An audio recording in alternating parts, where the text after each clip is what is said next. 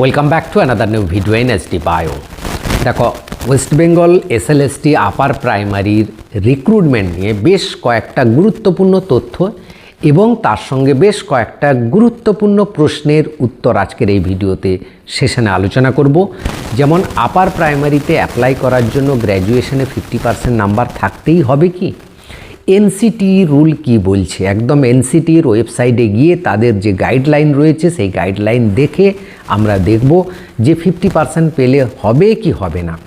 2 নম্বর প্রশ্ন, আমি যদি হায়ার সেকেন্ডারি সাবজেক্টগুলো নিয়ে অনার্স বা পিজি করে থাকি, যেমন political science, nutrition, biotechnology, microbiology, anthropology, sociology, দর্শন বা education, home science, agronomy, agriculture, এই সব সাবজেক্টগুলো নিয়ে যদি আমি পড়ে থাকি তাহলে কি আমি আপার প্রাইমারি দিতে পারবো না? কারণ এই সাবজেক্টগুলো তো আপার প্রাইমারিতে নেই, তাহলে কি আমি দিতে পারবো না? এটা একটা নাম্বার ওয়ান প্রশ্ন। এবং 2016 সালে এই নিয়ে কি রুল জারি হয়েছিল সেটাও তার ওয়েবসাইটে গিয়ে 2016 সালের রুলটা দেখব, কারণ 2025-এর রুল এখনও প্রকাশিত হয়নি, শুধু গেজেটটা প্রকাশিত হয়েছে। এবং এক্সপিরিয়েন্সের নাম্বার নিয়ে, এই যে এক্সপিরিয়েন্সের 5 নাম্বার প্রকৃতপক্ষে কারা পাবে সেই নিয়ে আলোচনা করব। তাই অবশ্যই ভিডিওটা শেষ পর্যন্ত দেখো, ভালো লাগলে লাইক করে বন্ধুদের শেয়ার করে দিও, চ্যানেলে নতুন হলে চ্যানেলটা সাবস্ক্রাইব করে নিও। দেখো, প্রথমেই আসি আমি এক্সপিরিয়েন্সের নাম্বার, যেটা অনেকের প্রশ্ন রয়েছে যে প্রকৃতপক্ষে এক্সপিরিয়েন্সের নাম্বার কারা পাবে। দেখো, যারা আপার প্রাইমারিতে এতদিন চাকরি করে এসছে বা করেন তারা কিন্তু সবাই এক্সপিরিয়েন্সের নাম্বারটা পাবে, 5 নাম্বার। এবার প্রশ্ন হচ্ছে যারা আপার প্রাইমারি করে তারা 8 বছর 9 বছর পর আবার একটা চাকরি হবে, সেই আর যে স্যালারির বিরাট গ্যাপ তারা কিন্তু দেবে না।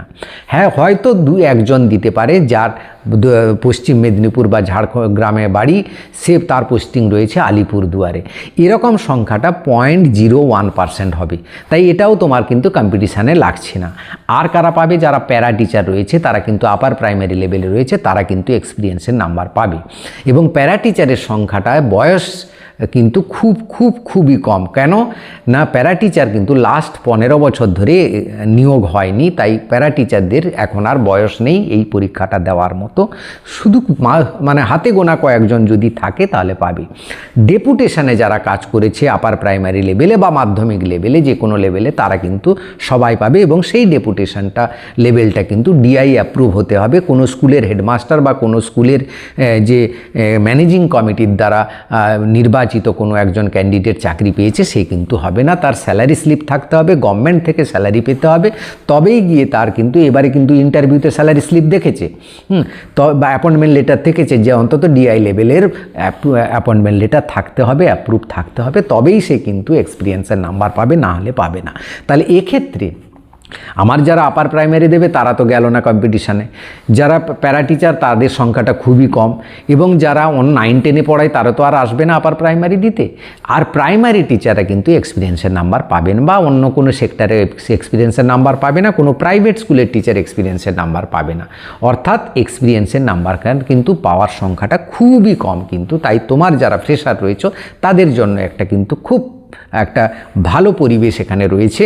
এবং যদিও কেউ পেয়ে থাকে সেই নাম্বারটাও 5 নাম্বার 10 নাম্বার নেই, তাহলে কিন্তু কম্পিটিশানের এখানে কিন্তু তোমার জন্য জায়গাটা অনেক ভালো রয়েছে as compare with the SLST 9, 10 and 11, 12।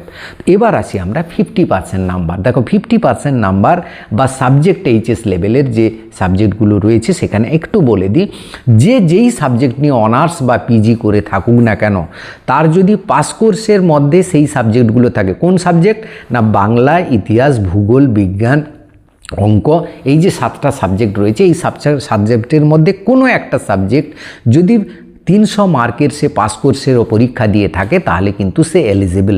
যদি 300 মার্কের পাস কোর্সে না থাকে তাহলে কিন্তু এলিজিবল নয়। যেমন বায়োলজিক্যাল সায়েন্সের ক্ষেত্রে সে মাইক্রোবায়োলজি, বায়োটেকনোলজি যাই পড়ে থাকুক না কেন সে কিন্তু এলিজিবল। কিন্তু যে অ্যানথ্রোপোলজি পড়েছে বা যে এডুকেশন পড়েছে বা নিউট্রিশন পড়েছে তার যদি কেমিস্ট্রি থেকে থাকে তাহলে সে কিন্তু এলিজিবল।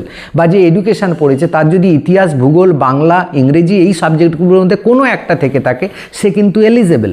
যে পল সায়েন্স পড়েছে তার ইতিহাস, ভূগোল, বাংলা এই সাবজেক্টগুলোর মধ্যে যে কোনো একটা সাবজেক্ট যদি পাস কোর্সে থাকে, 300 মার্কের পরীক্ষা দিয়ে থাকে, তাহলে সে কিন্তু এলিজেবল। এইগুলো আমরা 2025-এর নোটিফিকেশানে দেখব। তারপর NCT এর ওয়েবসাইটটা দেখব, তারপর 2016 সালের কি রুলস হয়েছে সেটা আমরা দেখব পরপর। চলো আমরা দেখে নিই। তো দেখো, কলকাতা গ্যাজেট 29 মে 2025 এই যে গেজেটটা বেরিয়েছিল, এখানে SLST নবম, দশম, একাদশ, দ্বাদশ এবং আপার প্রাইমারির যে নোটিফিকেশানটা ছিল, এখানে 10 নাম্বার পেজে আমরা সোজা চলে আসব। তো এই 10 নাম্বার পেজে দেখো যে assistant teacher for upper primary level, সেখানে কি বলা হচ্ছে, essential qualification for the educational and professional. কি বলা হচ্ছে, candidate must be citizen of India হতে হবে।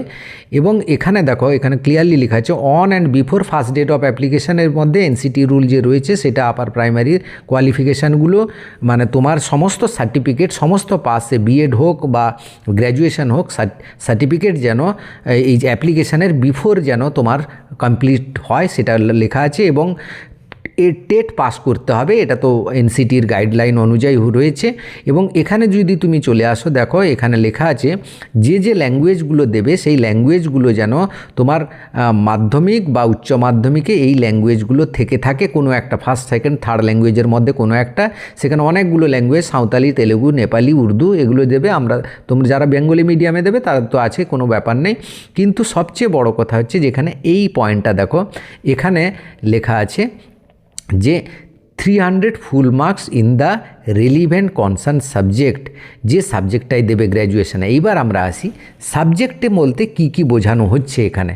এই সাবজেক্ট বলতে বুঝতে হলে আমাদের 2016 সালের নোটিফিকেশানে চলে যেতে হবে। সেখানে কি বলা হচ্ছে এটা দেখো, সেপ্টেম্বর 20, 2016 এই 16 সালের গেজেট। এটা যে রুল জারি হয়েছিল সেই রুল হচ্ছে এখানে দেওয়া আছে। এখানে আমরা 2 নাম্বার পেজে চলে আসি। দেখো ম্যাথামেটিক্স অ্যান্ড সায়েন্স গ্রুপস, মানে বায়োলজিক্যাল সায়েন্সও সায়েন্স গ্রুপে দিতে পারবে, পিওর সায়েন্সও সায়েন্স গ্রুপ বা ম্যাথামেটিক্সে দিতে পারবে। অর্থাৎ তুমি physics, chemistry, mathematics, biology, anthropology, biotechnology এগুলো যাই পড়ো না কেন এগুলোর মধ্যে তুমি দিতে পারবে। সোশ্যাল স্টাডিজ গ্রুপ হচ্ছে কি হিস্ট্রি এবং জিওগ্রাফি। অর্থাৎ এই দুটো সাবজেক্ট তোমাকে পাস কোর্সের মধ্যে থাকতে হবে, তবেই তুমি কিন্তু দিতে পারবে। ল্যাঙ্গুয়েজ সাবজেক্ট প্রচুর আছে, ইংলিশ, বেঙ্গলি, উর্দু, নেপালি এগুলো তো যারা পড়ে। এবার ফিজিক্যাল এডুকেশন, ওয়ার্ক এডুকেশনেরও কিছু রুল জারি করা হচ্ছে। তাহলে এই যে 7টা সাবজেক্ট, এই 7টা সাবজেক্টের মধ্যে তোমাকে পাস কোর্সের মধ্যে থাকতে হবে। এবার দেখো আমরা চলে আসি কোয়ালিফিকেশন কি রয়েছে। এখানে যদি আমরা দেখি মানে ওই 50% গ্র্যাজুয়েশনে পেতে হবে কিনা সেটা দেখতে হলে আমাকে না, তার আগে আমরা দেখে নিই আরও পেজ নাম্বার 12-এ দেখে নিই যে সাবজেক্ট কম্বিনেশন কি কি থাকা দরকার রয়েছে এই 2016 সালে ছিল, সেটা আমরা দেখলে বুঝতে পারবো।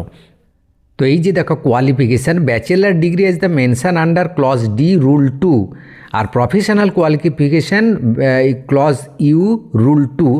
এইটা এবার কি বলতে চাইছে আমরা একটু দেখে নিই।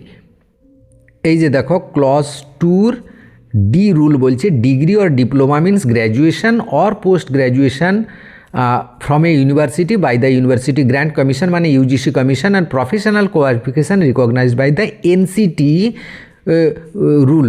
অর্থাৎ NCT এবার কি বলছে, আমরা NCTর ওয়েবসাইটে গিয়ে দেখব তারা কি বলছে, কি 50% পেতে হবে কি হবে না।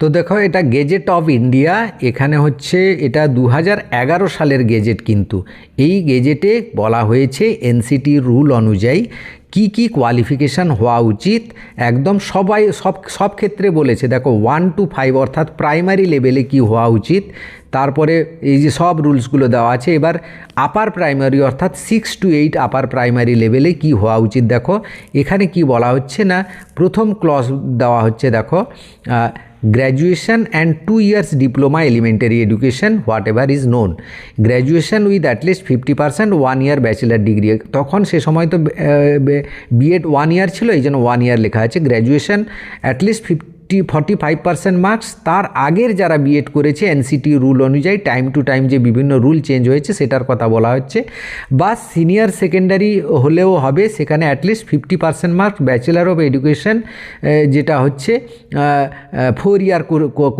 করেছে বা সিনিয়র সেকেন্ডারি 50% মার্কস, এবং 4 year BA BSc ED হ্যাঁ এডুকেশনের উপর যেটা করা হয় এইগুলো। আবার graduation 50% marks, 1 year B.Ed degree. ঠিক এই রুলগুলো যে এনসিটি এই রুলটাকে বলা হয়ে গেছে, সেখানে বলে দিয়েছে কোথায় না 2025 রুলে শুধু একটা লাইনে বলে দিয়ে গেছে যে অ্যাজ পার এনসিটি রুল। এই রুলটার কথা বলা হয়েছে। কি করে বুঝলাম না 2016 সালের যদি আবার আমরা দেখি 2016 সালের রুলসটা, সেখানে কিন্তু হুবহু এই রুলগুলো তোলা আছে। চলো এবার দেখে নিই তাহলে 2016 সালের রুলটা কী ছিল।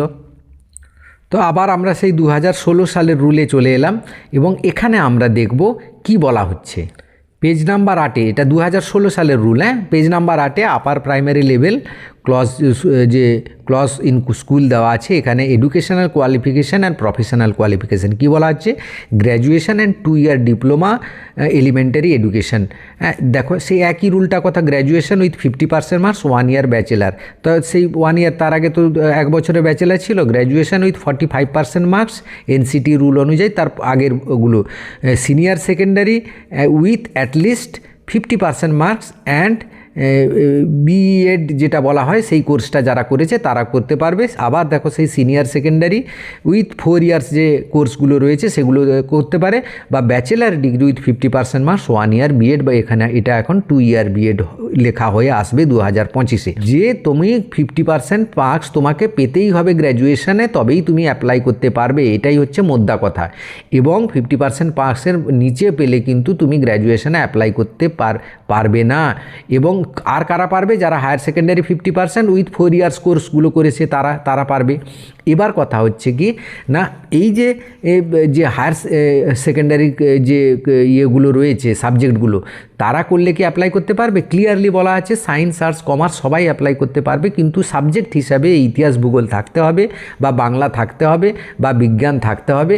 তবেই গিয়ে সে কিন্তু এই 7টা সাবজেক্টের মধ্যে যে কোনো একটা সাবজেক্টে তোমার যদি 300 মার্কের পাস কোর্সে থেকে থাকে তবেই তুমি কিন্তু অ্যাপ্লাই করতে পারবে। তুমি অনার্স হোক, পিজি হোক, বা পাস গ্র্যাজুয়েট যাই হোক না কেন, বা তুমি প্রাইভেট কলেজ, ডিমস ইউনিভার্সিটি যেখান থেকে করো না কেন হবে, সেটা কিন্তু ইউজিসি গ্র্যান্টেড হয়। এই হচ্ছে এনসিটির রুল। এইভাবেই হচ্ছে তোমরা সবাই অ্যাপ্লাই করতে পারবে, তাই এই নিয়ে ঘাবড়ানোর কিছু ব্যাপার নেই। তো আশা করি পুরো ব্যাপারটা বোঝাতে পারলাম। এই ছিল আজকের ভিডিওটাকে সবাইকে শেয়ার করে দাও, সবাই যাতে উপকৃত হয়। Thank you for watching.